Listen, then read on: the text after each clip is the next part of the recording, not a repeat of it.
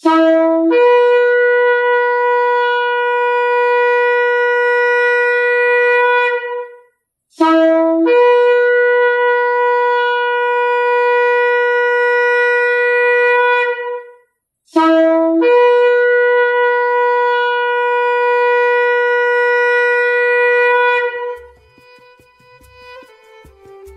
RPK yang dikasihi Tuhan dimanapun Anda berada. Shalom Beshem Yeshua HaMashiach, salam sejahtera dalam nama Yeshua HaMashiach, dalam nama Tuhan Yesus Kristus Juru Selamat kita. Selamat mengikuti siaran Tekiah, Talaah Kata Ibrani Alkitabiah bersama Gembala Benyamin Obadiah, Ketua GKMI, Gereja Kehilat Mesianik Indonesia. Tekiah adalah cara peniupan syofar seperti yang didengar tadi. Siaran Tekiah dimaksudkan untuk menggali kebenaran Alkitab dari bahasa dan masyarakat Ibrani yang menjadi persemaian tumbuhnya iman Kristiani kita yang berasal dari tanah perjanjian Israel di Timur Tengah. Saudara dapat mengajukan pertanyaan ke 081 997 1577. Shalom Pak Ben.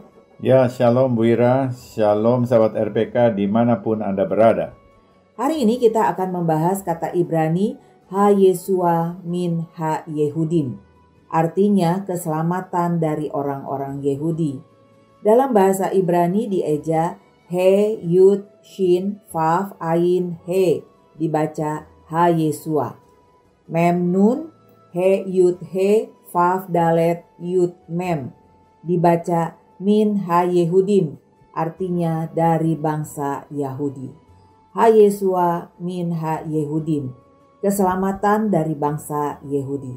Yohanes 4 ayat 22. Kamu menyembah apa yang tidak kamu kenal. Kami menyembah apa yang kami kenal. Sebab keselamatan datang dari bangsa Yahudi. Ha-Yeshua min Ha-Yehudim. Kalimat ini meluncur dari ucapan Yeshua dalam percakapannya dengan perempuan Samaria.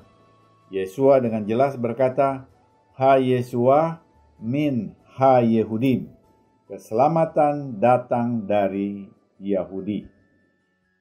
Pernyataan Yeshua yang menyolok ini menunjukkan bahwa Perjanjian Baru menegaskan peran unik umat Yahudi di dalam rencana penebusan Adonai Elohim. Ungkapan ini yang jelas-jelas mendukung bangsa Yahudi sebagai umat pilihan, menimbulkan masalah besar bagi mereka yang secara tragis telah menyalahgunakan Alkitab untuk mendukung gagasan antisemitis alias anti-Yahudi mereka. Salah satu contohnya adalah Walter Grundmann, seorang teolog Jerman pada masa Nazi.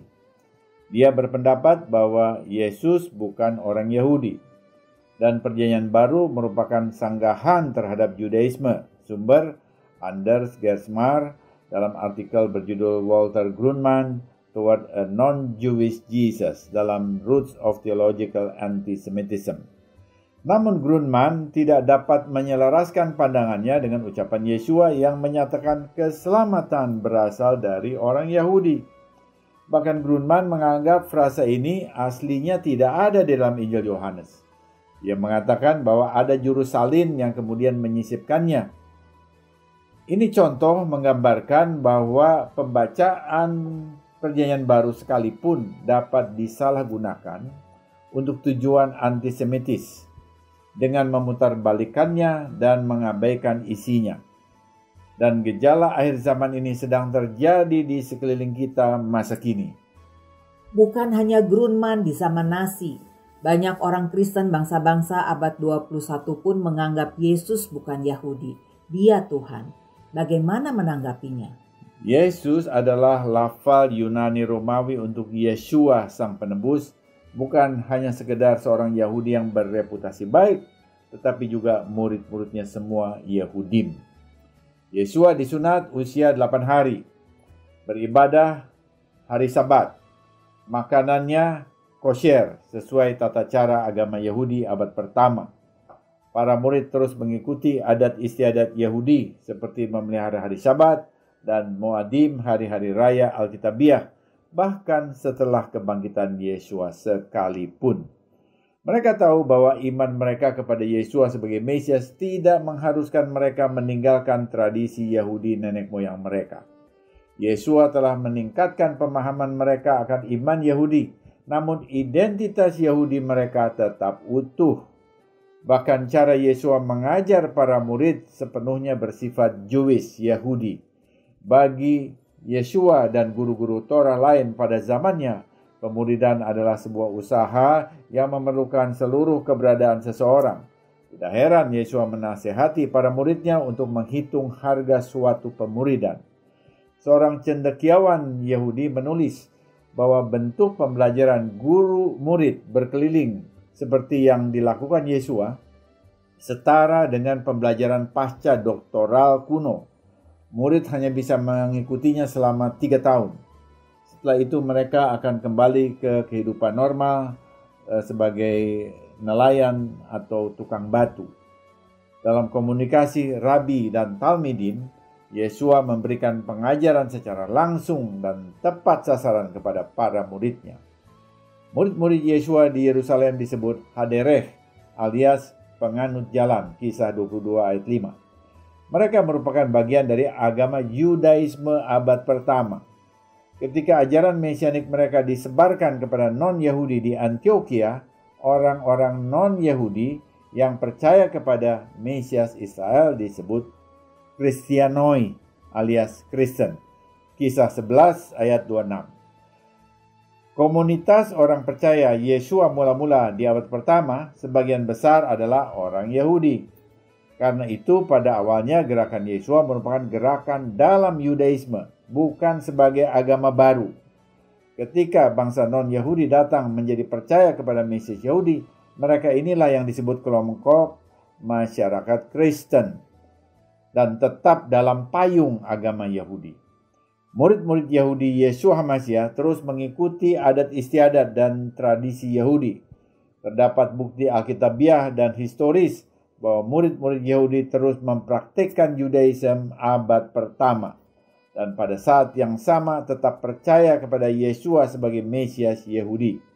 Semua ini sesuai dengan narasi kisah para rasul dan sejarah. Para murid Yesua dan umat Kristen non-Yahudi mula-mula memandang iman mereka sebagai perpanjangan tangan Yudaisme, bukan pengganti Yudaisme. Yesua dan murid-muridnya telah menjelaskan bahwa kepercayaan mereka tetap berakar pada Tuhan yang sama yang disembah oleh orang-orang Yahudi dan merupakan bagian dari perjanjian-perjanjian yang sama pula. Mereka berbeda dari denominasi Kristen non-Yahudi di kemudian hari yang mulai memisahkan diri dari Yudaisme. Umat Kristen baik non-Yahudi dan Yahudi mula-mula menganut kitab suci dan tata cara warisan iman para rasuli orang Yahudi, sambil tetap menghormati dan memuliakan Yesua sebagai Mesias dan junjungan. Bagaimana kekristenan berkaitan dengan umat Yahudi? Ya, ini perlu penjelasan lagi. Yesua adalah firman Elohim yang menjadi manusia. Yohanes 1 ayat 1 dan 14. Nah, ketika ia menjadi manusia, apakah kebangsaannya? Bukankah setiap manusia itu punya kebangsaan?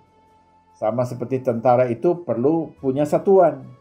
Kalau Yesua tidak ada kebangsaannya, maka kita patut meragukan apakah Yesua sosok yang nyata atau khayal. Sosok Yesua lahir dan dibesarkan dan melayani serta wafat seluruhnya di dalam lingkungan umat Yahudi. Jadi jelas, Yesua adalah Yahudi, demikian juga para murid-muridnya. Membaca Alkitab dengan cermat, jelas kekristenan dimulai sebagai sebuah gerakan Yahudi dan akarnya masih dapat dilihat hingga saat ini. Identitas Yahudi Yesua dan murid-muridnya membantu kita memahami asal-usul agama Kristen dan mengingatkan kita akan hubungan kita dengan tradisi Yahudi. Saat kita bergerak maju sebagai orang Kristen, kita harus berusaha untuk menghormati dan menghargai identitas Yahudi yang melekat pada Yesua dan murid-muridnya. Berapa pentingnya kita memahami bahwa Yesua dan pengikutnya adalah orang Yahudi? Sangat penting. Karena keyahudian mereka bersifat historis.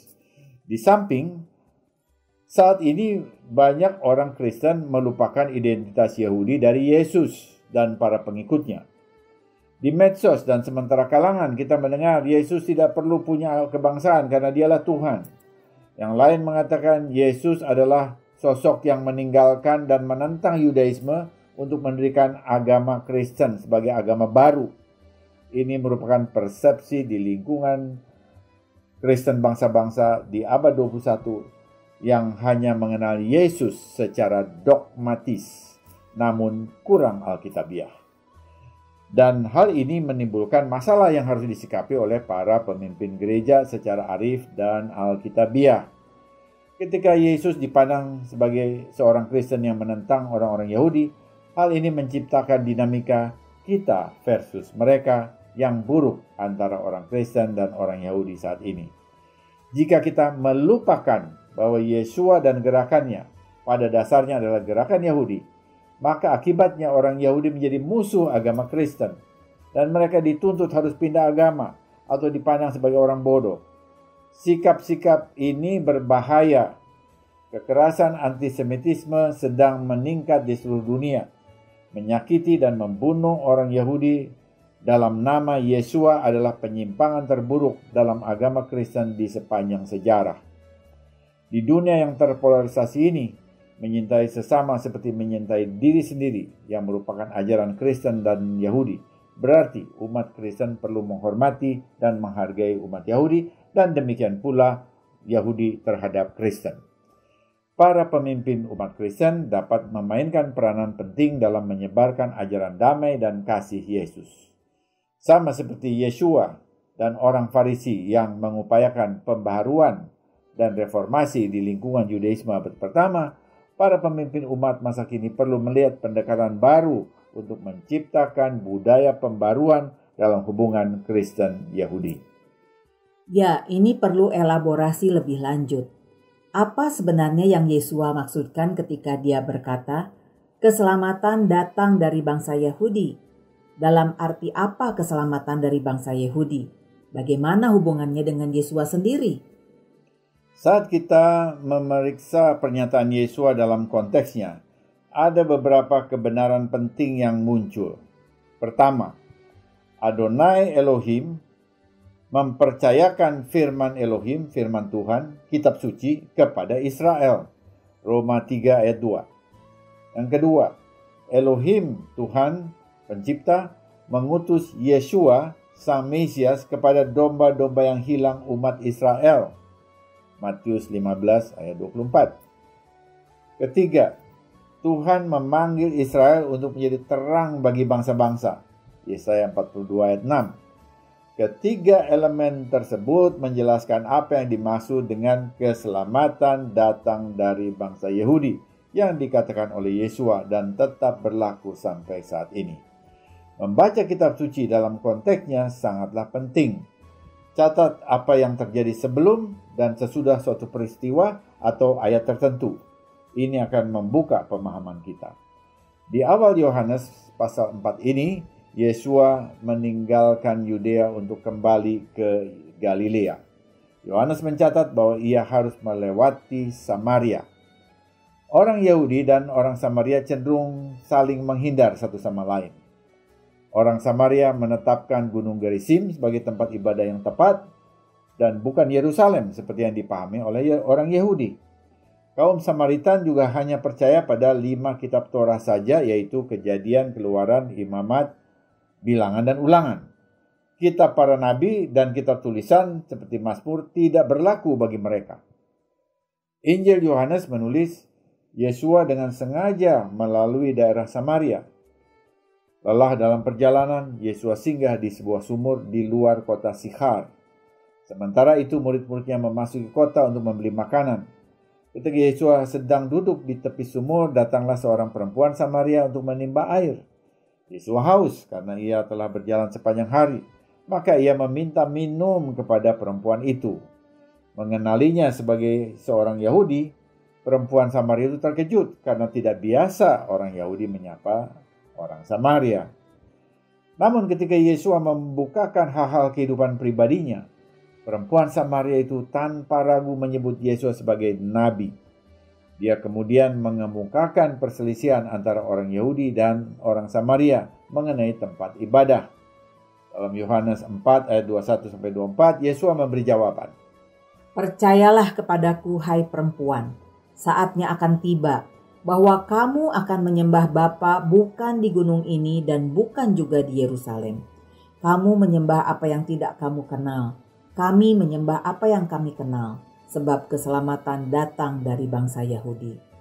Tetapi saatnya akan datang dan sudah tiba sekarang bahwa penyembah-penyembah benar akan menyembah Bapa dalam roh dan kebenaran, sebab Bapa menghendaki penyembah-penyembah demikian. Elohim itu roh, dan barang siapa menyembah Dia harus menyembahnya dalam roh dan kebenaran. Dihadapkan kepada kontroversi, Yesua memberitahunya bahwa kunci ibadah yang benar adalah melakukannya dalam roh dan kebenaran. Namun perlu dicatat, pernyataan ini tidak dengan sendirinya menegasi penyembahan di Yerusalem. Di titik ini, Yesus sedang menegaskan prinsip penyembahan yang benar. Kemudian, dia menegaskan bahwa orang-orang Yahudi mengetahui siapa yang mereka sembah, sementara orang Samaria tidak demikian. Ini menyatakan keberpihakan Yesus pada penyembahan orang Yahudi yang beribadah di Yerusalem. Atas dasar inilah muncul pernyataan yang tegas karena keselamatan datang dari bangsa Yahudi. Apa keistimewaan bangsa Yahudi sehingga keselamatan datang dari mereka? Salah satu berkat terbesar yang Tuhan berikan kepada umatnya adalah mempercayakan firman-Nya kepada mereka. Rabi Shaul Paulus menyoroti karunia yang luar biasa itu ketika dia menggambarkan sifat pemilihan Israel dalam Roma 9 ayat 4 dan 5. Sebab mereka adalah orang Israel. Mereka telah diangkat menjadi anak dan mereka telah menerima kemuliaan dan perjanjian-perjanjian dan pengajaran Torah dan ibadah dan janji-janji.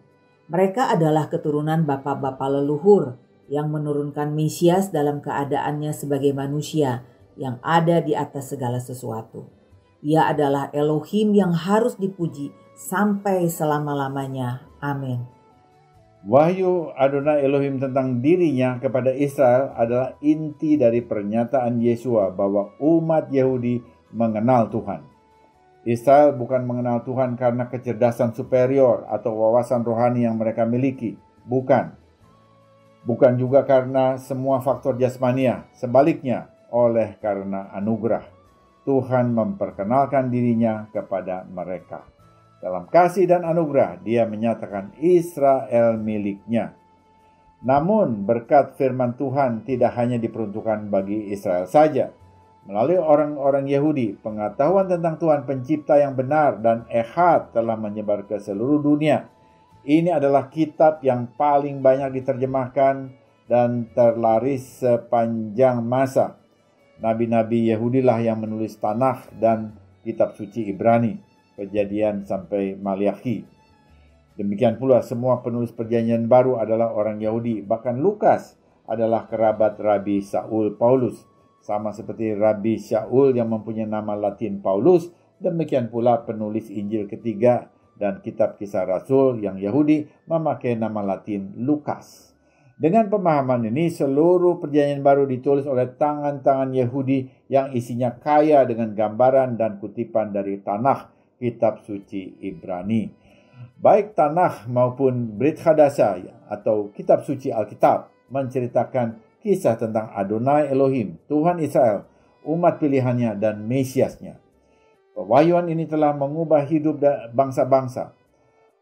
Torah sebagai pengajaran merupakan landasan dari prinsip moral yang luhur yang kita perlukan saat ini, seperti kewajiban membantu orang miskin dan nilai-nilai kehidupan yang melekat pada umat manusia. Politeisme yang pernah menjadi bentuk agama dominan di seluruh dunia kini sudah sangat berkurang. Sebagai gantinya, orang-orang dari setiap suku dan bahasa percaya kepada Yesua melalui Alkitab. Pesan keselamatan kepada segala bangsa telah datang melalui bangsa Yahudi. Keselamatan datang dari bangsa Yahudi secara nyata menyatakan bahwa Raja Mesias datang dari bangsa Yahudi seperti nubuat Yakub saat memberkati Yehuda dalam Kejadian 49 ayat 10. Tongkat kerajaan tidak akan beranjak dari Yehuda ataupun lambang pemerintahan dari antara kakinya sampai dia datang yang berhak atasnya, maka kepadanya akan takluk bangsa-bangsa. Nubuat ini jelas menunjukkan bahwa yang berhak atau Shilo dalam bahasa Ibrani tidak lain adalah Mesias dari keturunan Yehuda, yang pada akhirnya mengarah kepada Mesias Yahudi, yaitu Yeshua sendiri. Nubuat dari kitab Kejadian ini diterima oleh orang Samaria yang hanya mengakui 5 kitab Torah. Ketika mendengar hakikat penyembahan yang benar dalam roh dan kebenaran, perempuan Samaria itu pun mengatakan bahwa ia tahu bahwa Mesias akan mengatakan segala kebenaran kepada umatnya. Di titik inilah Yeshua membuka siapa diri yang sebenarnya dengan mengatakan, "Akulah dia." Ini pengakuan Yeshua bahwa dialah Mesias.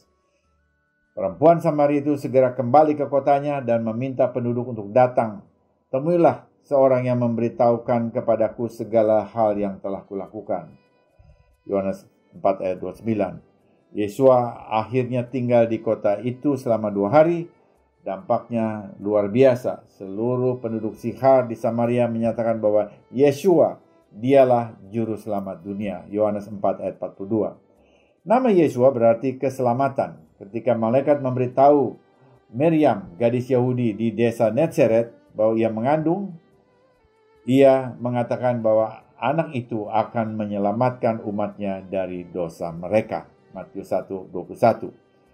Ketika Miriam dan Yosef mempersembahkan Yeshua di bait suci, Simeon menyebut dia cahaya wahyu kepada bangsa-bangsa bukan Yahudi dan kemuliaan bagi umatmu Israel. Lukas 2 ayat 32. Israel mendapat kehormatan menjadi saluran yang melaluinya Adonai membawa penebus ke dalam dunia. Tidak ada seorang pun yang datang kepada Aba Bapa Surgawi kecuali melalui Yeshua Sang Mesias. Yohanes 14:6. Setiap orang yang percaya kepada Yeshua, apapun latar belakang etnisnya, mendapatkan berkat rohani dari Israel. Kita mendapat penebusan dan kehidupan baru pertama kali dinyatakan oleh Yeshua kepada Israel. Keselamatan datang dari orang Yahudi karena juru selamat berasal dari dan pertama kali datang kepada bangsa Yahudi. Diselamatkan berarti dipersatukan dengan sosok Yahudi yang terhebat di sepanjang sejarah dunia, yaitu Yeshua, Mesias Yahudi bagi bangsa-bangsa. Frasa keselamatan datang dari bangsa Yahudi juga berarti bahwa bangsa-bangsa yang menerima keselamatan dari Yeshua HaMashiach sebagai warga Yahudi perlu menyadari bahwa mereka tidak pada tempatnya memusuhi bangsa Yahudi dengan ungkapan yang sangat tidak alkitabiah seperti pembunuh Tuhan. Manusia bisa dibunuh, tetapi Tuhan tidak bisa dibunuh. Yeshua dalam posisi firman Elohim tidak bisa dibunuh. Dia hanya bisa dibunuh ketika ia yang adalah firman Elohim menjadi manusia. Yohanes 1 ayat 14. Itu pun karena dia sendiri yang menyerahkan nyawanya seperti yang dikatakannya dalam Yohanes 10 ayat 17-18. Bapa mengasihi aku, oleh karena aku memberikan nyawaku untuk menerimanya kembali. Tidak seorang pun mengambilnya daripadaku, melainkan aku memberikannya menurut kehendakku sendiri. Aku berkuasa memberikannya dan berkuasa mengambilnya kembali. Inilah tugas yang kuterima dari Bapakku. Pemahaman konteks kitab suci Injil akan ucapan Yeshua, keselamatan datang dari bangsa Yahudi, menegaskan peran bangsa Yahudi sebagai kesaksian akan Tuhan yang hidup sesuai nubuat Nabi Zakaria 8 ayat 23 yang sedang digenapi sampai saat ini.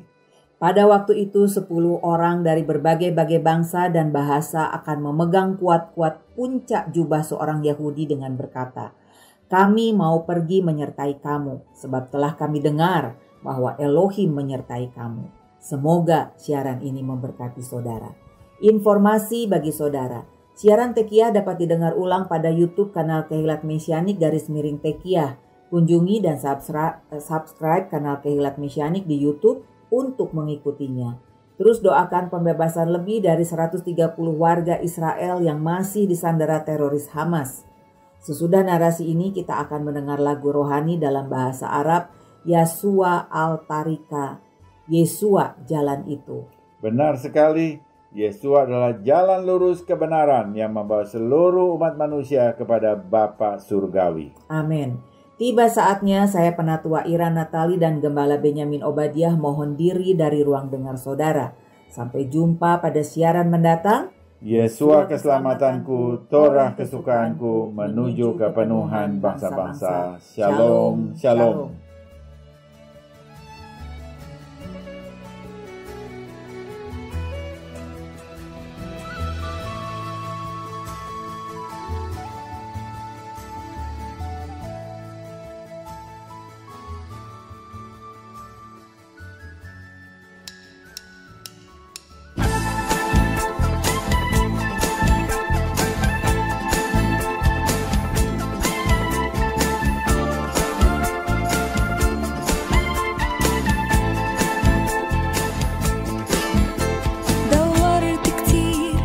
شيء يسعدني، حاولت الاقي حاجة تشبعني وفضلت تايه في الدنيا هايم، قلبي لسه عطشان.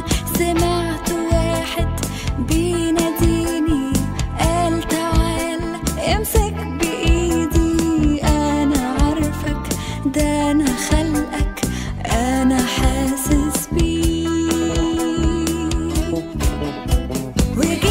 عشانك يا حبيب مت بدالك على الصليب، وهبتك حياة واديتك نجاة، كل ذنوبك مغفورة لك. وشفت ايده ممدودة ليا بلمسة شافية، فتح عينيا نور طريقي غير حياتي، أنا اللي كنت بعيد. إزاي ما كنتش شايف ربي وكنت عايش من غيره جنبي، ركعت قدامه ومسكت بإيده صرخت بأعلى صوت، حياتي تبقى ليك اليوم، تشهد عن يسوع وتقول هو ده الطريق وهو المليك، هو ده إلهي الأبدي. تعالى وسلم حياتك قدامه، ده هو إلهك وحاسس بحالك، هيديلك قوة ويضمن لك نصرة على كل خطية. هترنم معايا حياتي تبقى ليك